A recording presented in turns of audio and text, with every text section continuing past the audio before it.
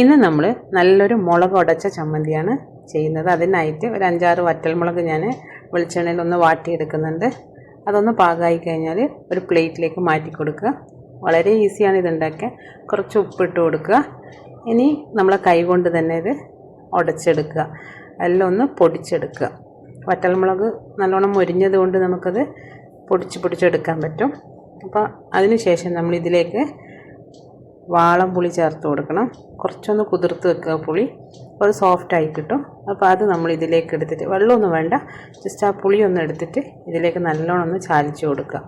എല്ലാം ഒന്ന് യോജിച്ച് വരുമ്പോഴത്തേക്ക് നമുക്ക് ഇത് വാട്ടിയിട്ടുള്ള കുറച്ച് വെളിച്ചെണ്ണ, 1 സ്പൂൺ വെളിച്ചെണ്ണ മാത്രം എടുത്തിട്ട് ഇതിലൊഴിച്ചിട്ട് ഒന്നും കൂടെ എല്ലാം ഒന്ന് യോജിപ്പിച്ചെടുക്കുക.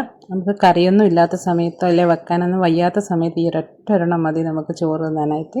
അപ്പോൾ ഞാനിവിടെ ഇപ്പോൾ നല്ല ചൂട് ചോറും അതിൻ്റെ കൂടെ വഴുതനങ്ങ മെഴുക്ക് വരട്ടിയതും ഈ ഒരു ചമ്മന്തി, അതായത് മുളക് ഉടച്ച ചമ്മന്തി, ഇത് മാത്രമേ വേണ്ടുള്ളൂ. നല്ല ടേസ്റ്റാണ്. അപ്പോൾ എല്ലാവരും ഒന്ന് ചെയ്ത് നോക്കണം. അപ്പോൾ എൻ്റെ റെസിപ്പീസൊക്കെ ഇഷ്ടപ്പെടുകയാണെങ്കിൽ ലൈക്ക് തരാൻ മറക്കരുത്. സബ്സ്ക്രൈബ് ചെയ്യാണ്ടൊക്കെ കാണുന്നവരുണ്ടെങ്കിൽ ഒന്ന് സബ്സ്ക്രൈബ് ചെയ്ത് സപ്പോർട്ട് ചെയ്യുക. നല്ല നല്ല വീഡിയോസുമായിട്ട് നാളെ കാണാം.